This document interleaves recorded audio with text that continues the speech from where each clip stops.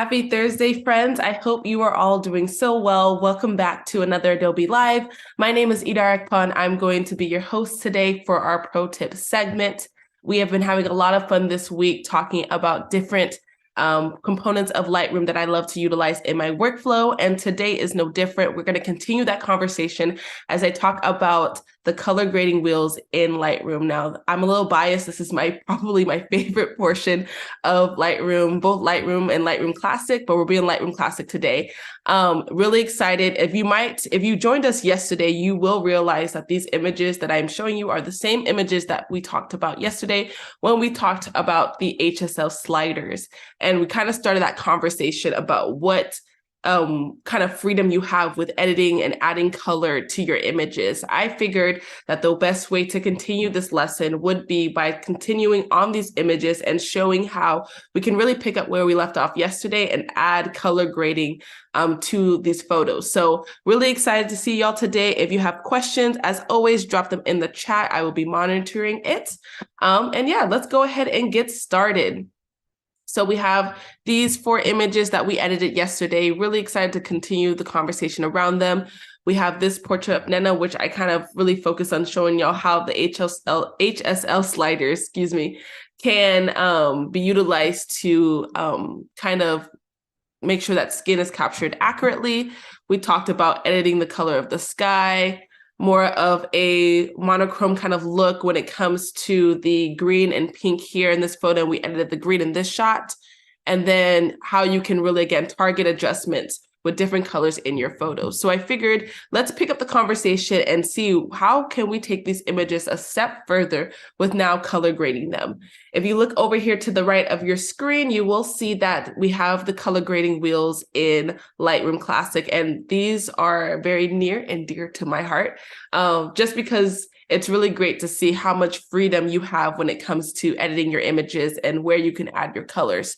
So if you notice, you'll see that there is a wheel for all 3 areas of your shadows, highlights, and your midtones. And what does this mean, right? So this basically means that when you are targeting, you can target 3 different areas of your images, right? So you can target the shadows, you can target the midtones, and you can target the highlights. And what you can do is you can play around with these wheels and add color to these 3 different areas of your photo to see, what kind of toning it provides for your overall image. So we're going to go ahead and just play around. There's really no kind of formula that I have to this. A lot of it, like I've mentioned, I feel like this whole week is just playing around and seeing what this looks like to your eye, and then kind of seeing where you kind of more so navigate towards. So I'll talk about where I usually navigate towards for my highlights, shadows, and midtones, and see if y'all can take any tips away to add to your own workflow. Awesome. So with this portrait here, what did I do? Let's see. So I'm going to I don't even think we did much of anything yesterday. I think it was just the luminance that we did. Excuse me. Yeah, it was just the luminance. So I'm going to quickly just go over this again and go to my color profiles, which we've also talked about on Monday. Make my slight adjustments. She's a little too yellow for my liking, so we're going to bring down the warmth a little bit. And then I'm going to come down to our HSL sliders. And what I did yesterday, I believe I just reduced the luminance. That way it adds that depth back into her skin. So you can see that the photo is definitely not as overexposed as it was as the original is. And it kind of brings in that depth and color back into her skin tone. I'm going to bring up the orange a little bit. I might come and reduce the saturation of the orange a tad bit so she's not too orange. I think I am pleased with that. So that is our before and after just with the HSL sliders. And if I wanted to, like we talked about yesterday, impact the sky, I could change the blue sliders around to add some more depth into the sky there between. Yeah, I really like that color of blue. So again, that's our before and after. Now you could stop here if you wanted to. I'm a bit extra, so I usually kind of continue my workflow into the color grading wheels. And like I mentioned before, you have 3 different wheels where you can add color to your shadows. So the darker areas of your photos, the highlights, the more brighter areas, and then the midtones, those kind of areas that fall in between both the shadows and the highlights. I don't really have a formula of where I usually start. Y'all let me know when you're color grading, if you like to start with the shadows, highlights, or midtones. I usually kind of just pick one and then start. But if y'all have a formula, I'm really interested in hearing more about that. So I'm going to come in here and I'm just going to pick an area to start. And sometimes it's nice to see what these colors look like drastically, right? So as I clicked on the wheel and I'm just dragging around in a circle, I'm seeing all of these different colors and what it does to my image. Now you can obviously see that this is a bit dramatic. And so I'm going to pull back. Ryan said I normally start with midtones, then highlights. Love it. I'm going to go ahead and I feel like I usually start with my shadows. I'm noticing that maybe because I don't know why, but that's where I naturally fall. I'm going to come here to this. I like the oranges a little bit because I think for her skin, it's kind of adding a bit more warmth there. Now, obviously, I don't want to do too much where she's like way too orange, but I think adding a little bit of warmth there could be really, really nice. So let me see if I can show y'all. I don't know if you guys can see that very slight difference, but that's what it was before. And that's what it is now. So it's a little bit more warmer in those shadows. Then I'm going to come over to, let's go to our highlights. And usually our highlights, I really like, especially if I have some white in my photo. I love to do this when I have whites in clothing or whites in the sky. When it comes to the clouds, I tend to steer away from just having pure whites in my photos. I love to add kind of like a yellowish or greenish kind of tone. So it just makes it feel a little bit more vintage. So that's where I normally tend to fall, is somewhere in between either this space of the greens or more so into this yellow. Not really much into the oranges or blue, but you could play around with that to see what that looks like and see if you fall into, if this is really pleasing to your eyes. It just really kind of depends on what it is that you like. So I'm going to fall where I normally fall, which is kind of in here. And again, I can pull back. I'm going to go for more of a yellow-ish tone.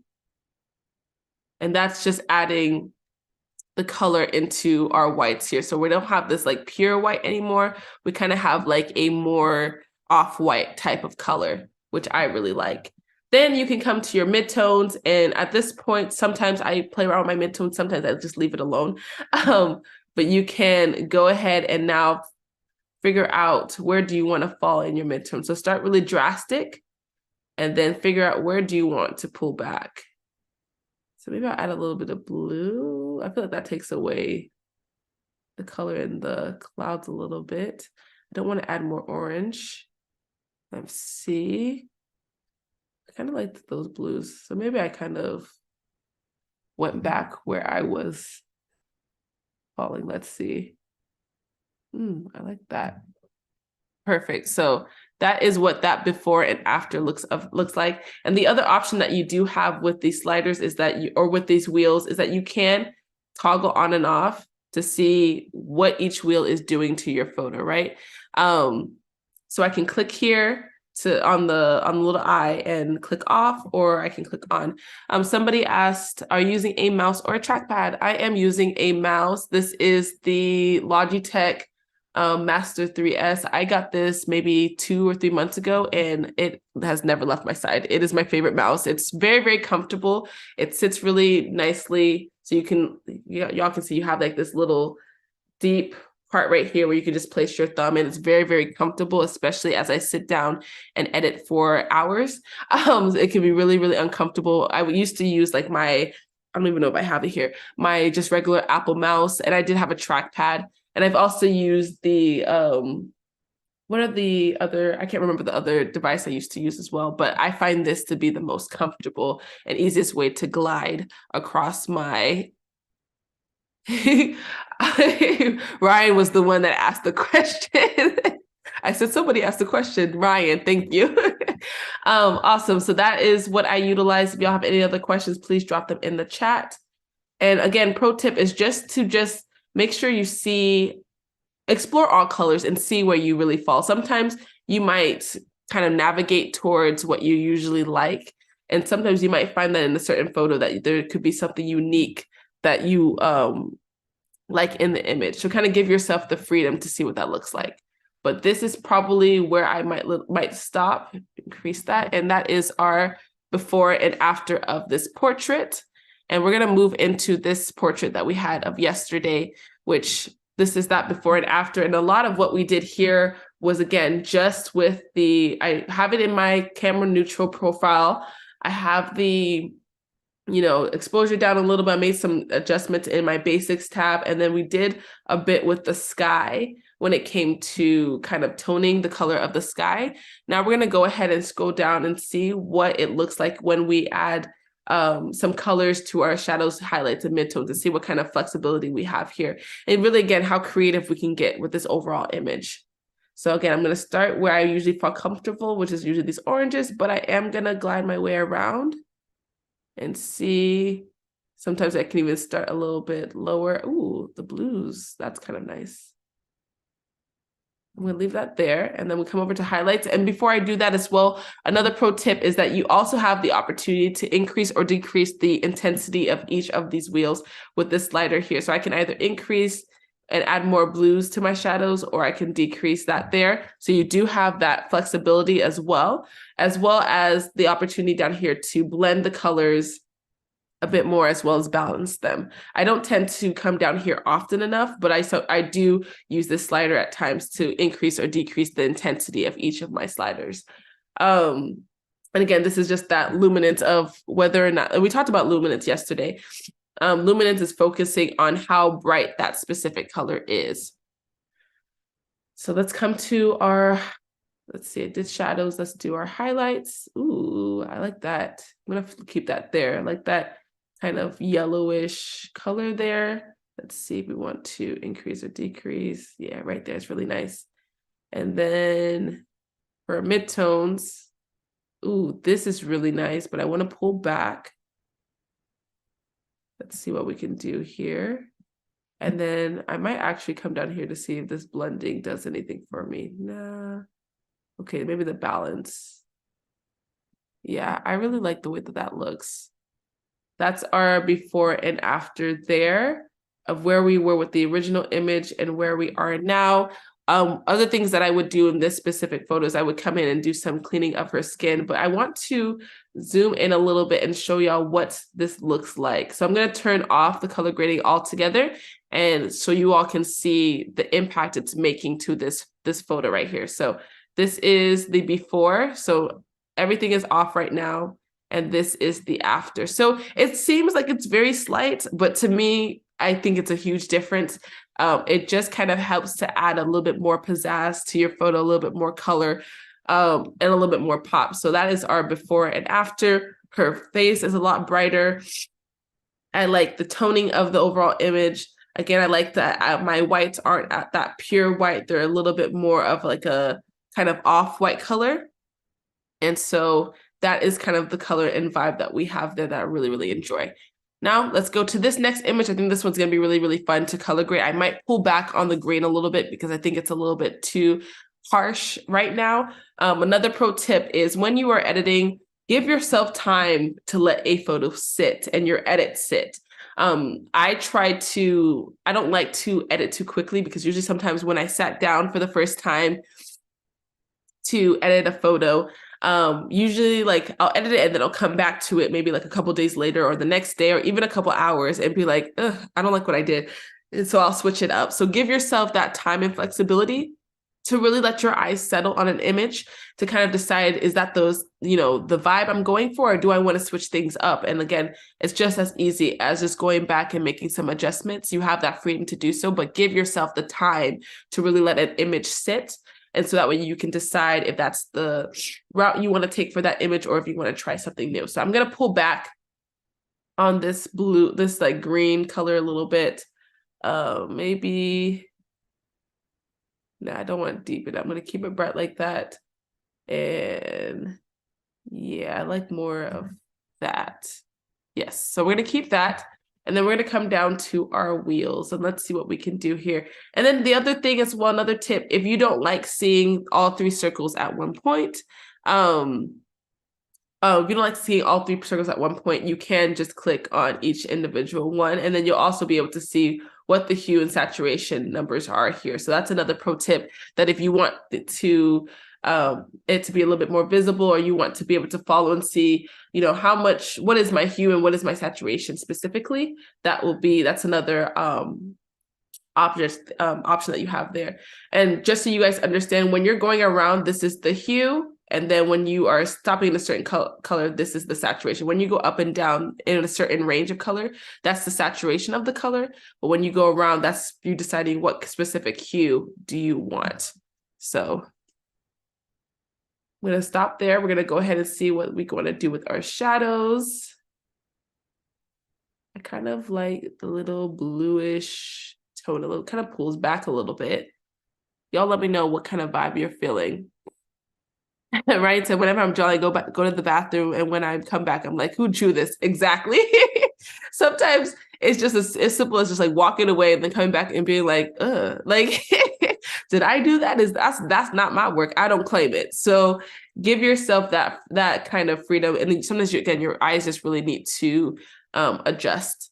Adding color to shadows always surprises me how much it shifts. Yes, I feel like it's just so crazy how it just kind of shifts and how it adds a bit more just toning and overall vibe of your image. It's not like flat and boring anymore. It's more like there's more dimension to it, essentially. And that's how I really see it. I just feel like it just adds a whole nother layer to what your coloring looks like. So just slightly, if you guys can see, just slightly from where we stopped yesterday to adding a little bit of this kind of yellowish color into our shadows, it just creates this really beautiful tone that I really like. And then I can decide what I want that luminance to be.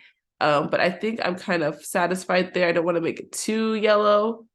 I'm going to make it fall. Let me see one more time. This is the part of trying to be decisive. All right, let's do right there. And let's go ahead and go to our, I'm going to go to shadows. And then there is one more pro tip that I want to show y'all that I actually just forgot about, but I was just reminded of right now. You can also make a global edit to your photo as well. So if you feel like this is something that you want to play around with, I tend to not do a global edit, but you can come around and see what this would look like on your overall image. So that's another pro tip there in case y'all want to play around with that specific wheel.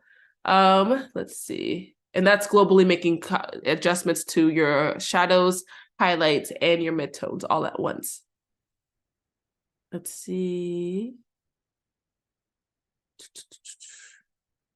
I can be very, very indecisive. And sometimes I have to come out really drastically to see where I always feel like I fall in this kind of range with my highlights. Now I'm going to come back here to my midtones and start really drastic. And then see where I would fall.